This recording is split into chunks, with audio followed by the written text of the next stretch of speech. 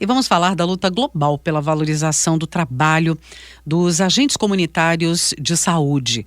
Esses profissionais, não é, que sofrem diversos problemas, falta de reconhecimento, baixos salários, são trabalhadores fundamentais, não é, para a construção dos sistemas de saúde públicos, como é o caso aqui do Brasil, gratuitos, universais, centrados na atenção primária. Então, atividades, né, que podem ser desenvolvidas na comunidade, nos domicílios e devem seguir diretrizes, aqui no Brasil, diretrizes do SUS. Então, a gente quer entender um pouco melhor qual a atual realidade aqui no Brasil. Nós convidamos a professora Ailene Buscoá, do Departamento de Políticas, Gestão e Saúde da Faculdade de Saúde Pública da USP, para conversar com a gente sobre o assunto. É nossa especialista convidada para tratar desse tema por dois motivos, lendo sobre, não é, a manifestação desses profissionais na reunião deste ano da Organização Internacional do Trabalho.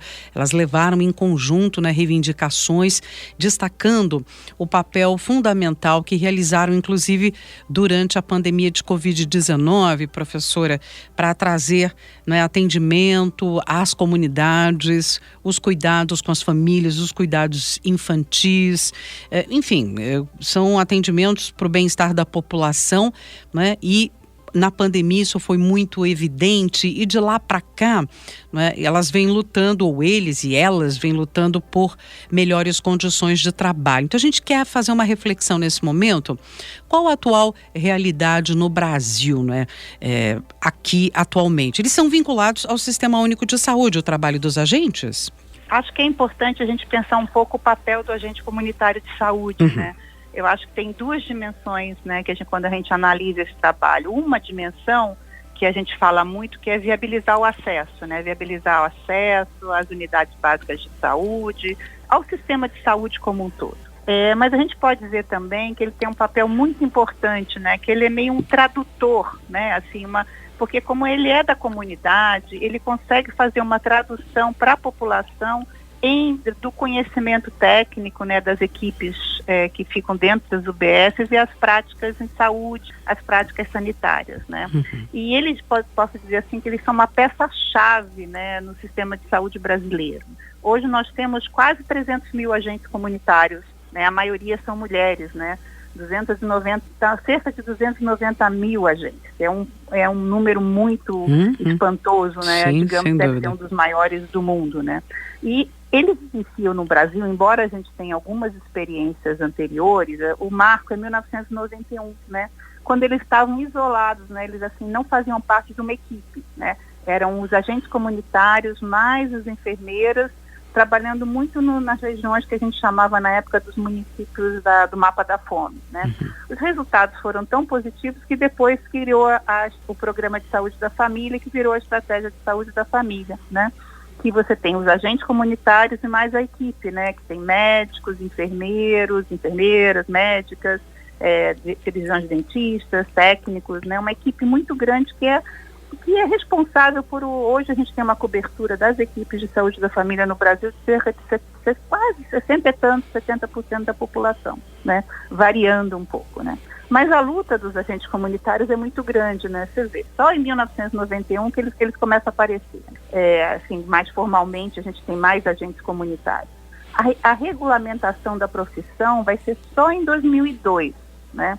E o piso salarial, né, de 2 salários mínimos, ele vai ocorrer só em 2022, né, recentemente. Né?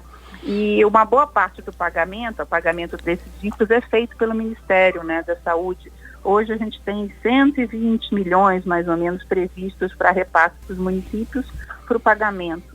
Mesmo assim, a gente ainda tem vários municípios em que você tem trabalho precário dos ACS, vários direitos ainda não estão garantidos, mas isso depende da realidade dos diversos municípios, embora você já tenha uma regulamentação que foi feita em 2022. Quais são as principais dificuldades no trabalho desses agentes diariamente? Quer dizer, no dia a dia dessa realidade, qual a principal dificuldade? Olha, acho que depende muito de onde o agente comunitário está, né? Se você pensar um agente comunitário que está trabalhando numa cidade que é pequena, que tem muitas áreas dispersas, muito rural, o agente comunitário não tem previsto, né, deslocamento, né? Então ele precisa, às vezes, se deslocar usando recursos próprios. Isso significa horas, por exemplo. Alguns trabalhos que nós realizamos em regiões, o agente comunitário às vezes dava 12 horas de barco para ir nas últimas casas, nas casas até mais, 12, 18 horas para chegar na casa do Igarapé. Quando são estradas, às vezes tem muita dificuldade, ele tem que usar a sua própria moto para poder chegar. A gente já viu lugares que usa cavalo, né? Porque quando as populações são dispersas. Então esse é um tipo de problema. Outro, quando você vai para as grandes cidades, aí são muito ao contrário, né? Ele não tem que se deslocar muito, porque tem muitas pessoas morando, mas você tem dificuldade às vezes de acesso para as pessoas, por exemplo, nos prédios, as pessoas às vezes não deixam o agente comunitário entrar. Então você tem realidades muito distintas como é o nosso país, que vão dando vão dando constrangimentos, dificuldades para esses agentes comunitários nos diversos territórios, né? A outra questão que é importante é que muitas vezes tem tido um movimento, especialmente na região sudeste, que eu diria que melhorou agora, mas que foi mais incentivado há uns anos atrás, que era de tirar a caracterização do agente comunitário, porque o trabalho dele é muito importante, esse que eu falei do tradutor, ele é muito importante, né, para garantir que a população vá para as unidades, consiga ter um bom acesso, consiga entender e depois levar em prática todos os cuidados, todas as questões de saúde, de cuidado das doenças, mas também de promoção, etc. Mas teve uma tendência de transformar o agente comunitário como se ele fosse um técnico de enfermagem, né? E em muitos lugares o agente comunitário deixa de estar na rua, deixa de estar no território e é colocado dentro da UBS, que é a Unidade Básica de Saúde, como um administrador, sabe? Então isso eu acho que é um dos piores, um dos maiores problemas que nós temos a enfrentar, né? Porque o agente comunitário, ele precisa estar na rua, no território, vendo as questões do que está causando a doença naquelas populações, contribuindo com essas informações para o conjunto da equipe de saúde. Então isso é muito importante. Então eu diria que isso é um problema que a gente tem no país. E ele é maior nas regiões Sudeste e Sul, que a gente tem visto, né? E na própria pandemia de Covid, a gente viu padrões diferentes de enfrentamento, né? Tanto no Norte e Nordeste, principalmente, o papel das ações extramuro dos agentes comunitários foi muito importante. E era das coisas tinha o maior impacto para você fazer durante a pandemia. E lembrando, assim, que foi criado, né? Porque o agente comunitário, ele faz as visitas, que a gente chama, né? E na pandemia, em todos os lugares, aconteceu uma coisa muito interessante, que foi a que a gente chamou de visitas peridomiciliares. Eles fazem as visitas sem entrar nas casas, do lado, né? Então, da janela, do portão, para ver como é que estavam as pessoas. Então foi uma adaptação ao cenário de pandemia, assim, muito interessante, muito brilhante, né? Os agentes comunitários foram muito importantes. Não é um profissional tapa-buraco, né? Do sistema público. Não pode ser. Quer dizer, ele tem sua função específica, ele tem que estar na rua, tem que estar na comunidade, fazendo um complemento do trabalho dessa área de saúde. Então, não pode reverter esse importante papel deles. E nos diversos países, eles têm uma ligação importante também com as atividades desenvolvidas nos governos locais, né? Queria entender um pouco isso, porque também com essas características tão diferentes dos municípios pelo país, é difícil entender um padrão, digamos assim, mas tem essa relação também com os governos locais, né?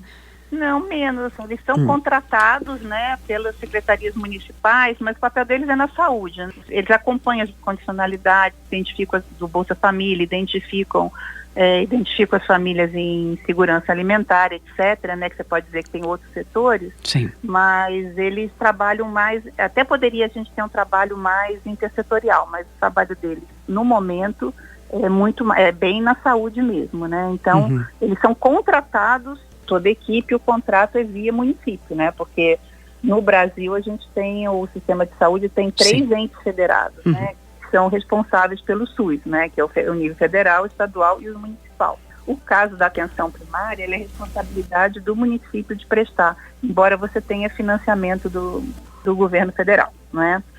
Então é nesse sentido, mas eles trabalham, eles são contratados pelos municípios de formas diversas. Hoje tem várias formas de contratação, mas são pelos municípios, tá? E outra coisa que eu queria dizer, que acho que é muito importante a gente falar, que a experiência brasileira, ela tem particularidades muito importantes em relação a outros países, né? A nossa atenção primária tem esse componente comunitário, né, que é um componente de promoção dos agentes comunitários, de tentar enfrentar os determinantes sociais do processo de saúde e doença, né?